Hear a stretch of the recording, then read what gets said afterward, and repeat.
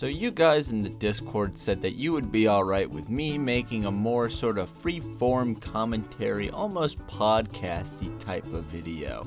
And honestly, I kind of big vibe with that because I used to watch a lot of those 2016 commentary videos where some fucker would sit down with a microphone with cluster truck gameplay and bully some fucking poor kid. And you know, I've always thought, oh, that's very fucking easy.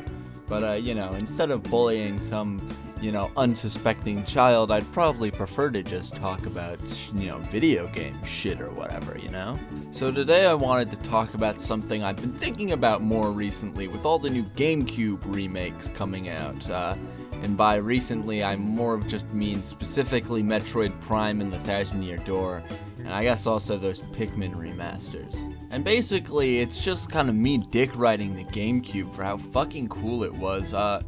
But more specifically, I want to talk about just how whole and complete the Mario universe felt at that time. Like, when you go back to games from the GameCube era, everything just feels like so rounded. It feels like the Mario universe had been properly defined. And even cooler than that, games were literally interconnected to one another. Not in like a gameplay sense, but in like a world building sense. You could see Luigi's Mansion in Double Dash, you could see Mario's Sunshine shit in Double Dash, there was references to Luigi's Mansion and Mario Sunshine, there were loads of references to both Luigi's Mansion and Sunshine in games like Mario Power Tennis, and Mario Power Tennis linked back to fucking WarioWare. It was insane. It really felt like the Mario world was this big interconnected, fucking world.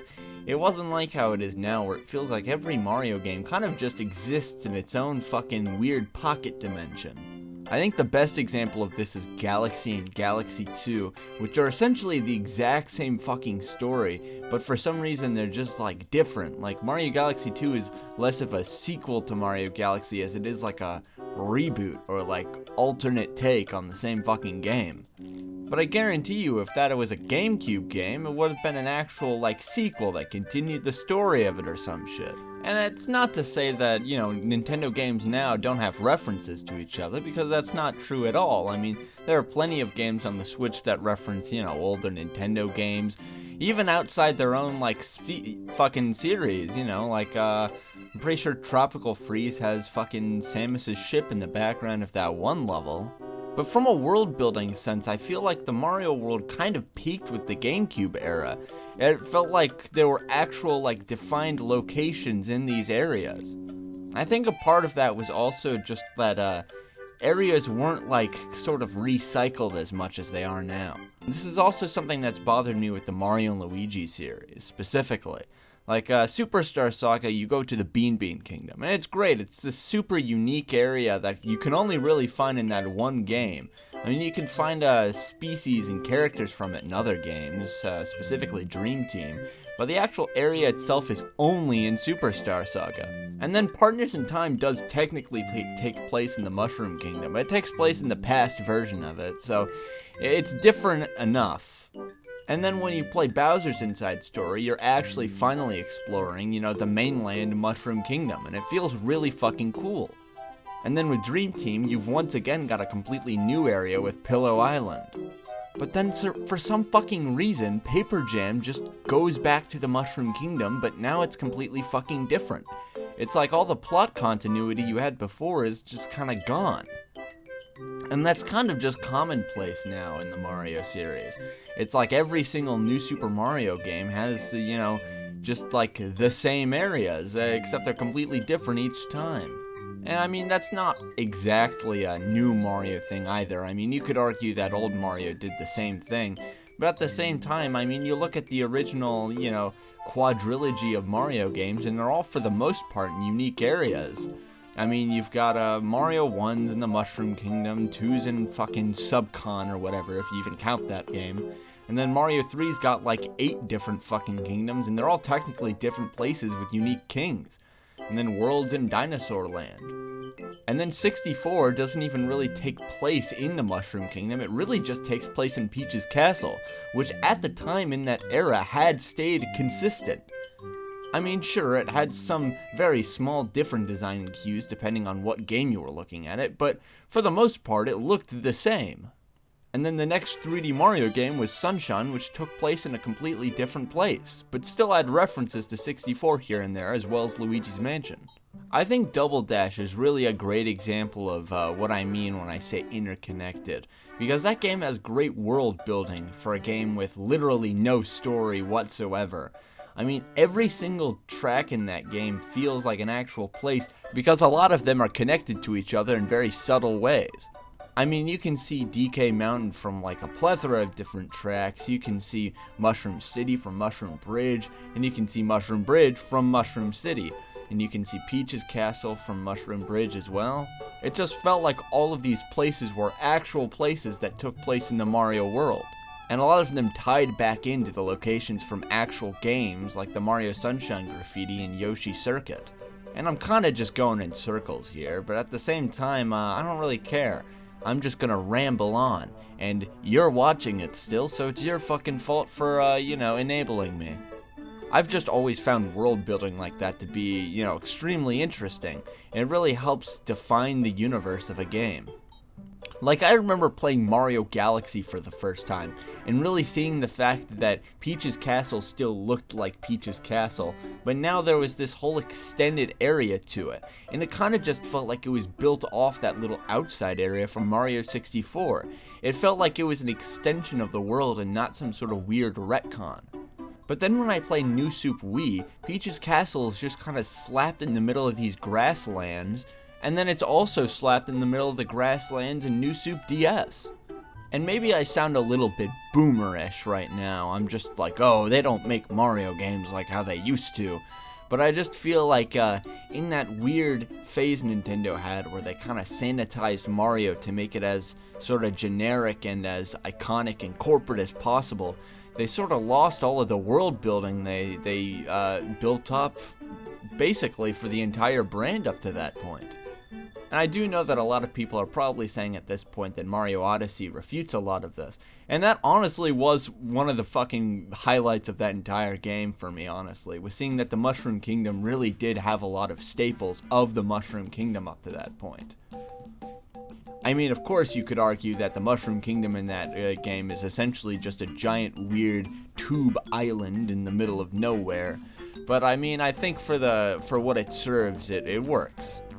And I really do love the little connection it has to Galaxy as well with that little mushroom spaceship. And I guess in a way you could almost say that the Switch has got a sort of new form of this, with all of the connections to Odyssey and the modern sports games, specifically with Pauline showing up a lot. But I feel like it's to a much smaller degree than it was on the Gamecube. Like I mentioned Mario Power Tennis earlier, but Mario Power Tennis really went big with it. I mean, when you look at the courts in that game, you've got Bowser's Castle, you've got Delfino Plaza, you've got DK Jungle, you've got Gooper Blooper, you've got Luigi's Mansion, and you've got a Wario Factory court that's basically entirely based off WarioWare. And I'd be remiss to mention the fact that Mario Super Sluggers also does this a lot. It's got a lot of great fan service, specifically with the Wario City Stadium. I really like that one and its references to WarioWare. And just off the top of my head, I'm also remembering that Luigi's Mansion literally has Paper Mario in it as like a reference, which I think is super fucking cool, and it's just another super cool bit of like, I guess, world building interconnectivity. Not to mention all the super cool Paper Mario references that were in the Mario Party games at that time, like the Star Spirits, and I'm pretty sure Wacka's just in one of the boards. But I also feel like at the time Nintendo was a lot more gung-ho on connecting series like Mario and Donkey Kong. I mean, if you look at games from that era, like, again, Mario Power Tennis had a really cool Donkey Kong court with, like, fucking claptraps and shit. The critters were the fucking goalies in Mario Strikers. It was all over the place. It felt like the Donkey Kong universe was really a part of the Mario universe, and that they were the same world.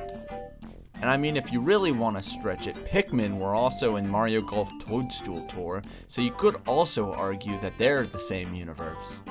Which also means that if you think about it, if Samus's ship is in Donkey Kong Country Tropical Freeze, that means that Metroid is also in the same universe as Mario, DK, and Pikmin. Anyway, that's enough of you know, multiverse shenanigans. I guess I'd also like to say that I really miss just how kind of Saturday morning cartoony the characters were back then. And I know that's kind of a really big nothing burger statement to say, but like, if you look back to games from the Gamecube era, specifically the Mario Sports ones, you'll see that a lot of the times they start with like little CG cartoon animations at the beginning. And it really sort of just shows off the characters and their personalities a lot more. And then games like Mario Power Tennis and Toadstool Tour are chocked to the fucking brim with character animation.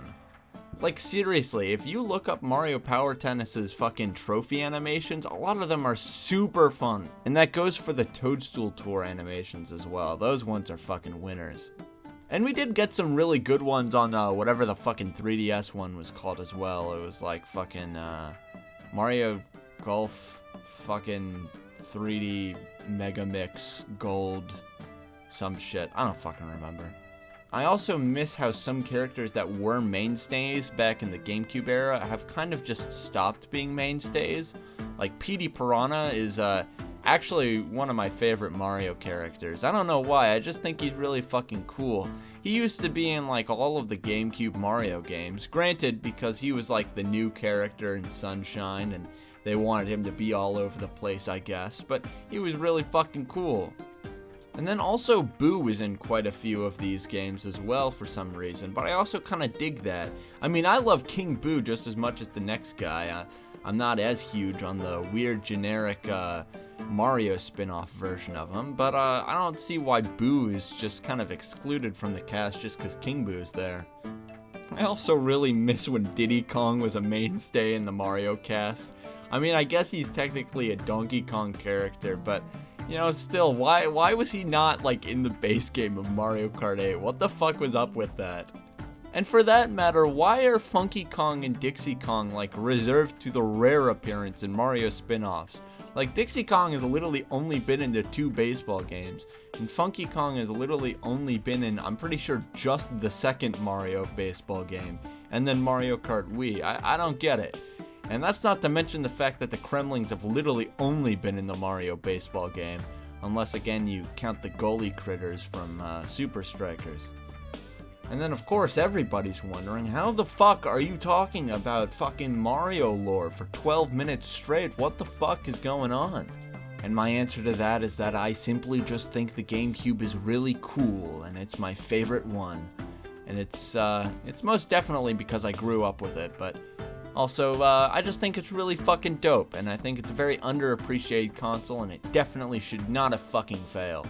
I mean, it makes total sense that it failed. It's like, if you look at the games Nintendo was trying to make at that time, they'd look like fucking maniacs, but I kind of really like that side of Nintendo. I like when they get really weird and experimental for no fucking reason. And I'm kind of really glad that we've been seeing the return of a more experimental Nintendo with the later Switch era. Like, I kind of missed when Nintendo took big chances and, you know, would risk big failures, and a lot of time would take big failures, but they'd end up making a really great and memorable game from it. I mean, seriously, I cannot express to you enough how much I fucking love Luigi's Mansion. It's literally my second favorite game of all time. But holy shit, what a fucking horrible idea for a launch title. Are you kidding me? Like, you launch a console for the company that's known for making Mario games, and you launch it with a fucking Luigi game? And the last time you made a Luigi game, it was a horrible, shitty edutainment game that literally no one liked? And then my other option for a launch title is a weird fucking game where I play as an astronaut who picks plants? Like, what the fuck were they on? And then you look around and you're like, okay, well, what's Mario up to? Oh, he's on a tropical island with a fucking water jetpack. Oh, that's cool. What about Metroid? Oh, it's a first-person shooter now. Donkey Kong? Well, go grab an actual pair of fucking bongos, cause we're going on a trip, buddy. Better strap in. And speaking of strapping in, you better grab an extra seatbelt, cause you got 2 people in your Mario Kart this time. And curious what Wario's up to right now? Well, guess what? It'll be different in 5 fucking seconds. Like, holy shit, this era was so weird and so crazy and so fucking fun. Like, I feel like some of the most memorable Nintendo games literally ever made came from this console. And a lot of the time, the GameCube entry for their series either defined or created what their series was. I mean, I like the 2D Metroid games, sure, but when you play Metroid Prime, it's really fucking hard to go back to the 2D Metroid games, I'm gonna be honest with ya. And Mario Sunshine is still probably my favorite 3D Mario just because of how precise the controls are. And Mario Kart Double Dash is by far my favorite Mario game for how weighty and fun the controls are, not to mention it has the best multiplayer in the entire series, hands down. Alright, that's kind of all I had to say, to be honest. I just kind of wanted to talk about the GameCube for a little bit, because I really like the GameCube. And I think it's very underappreciated. I mean, within the Nintendo circle, it kind of really isn't. The GameCube is pretty dick-rid, especially by people like me who grew up with it. But I'm more than happy to share one of my favorite parts of the GameCube with you guys, which was just how fucking cool and interconnected it all was. And that's all I have to talk about, so, subscribe if you love men.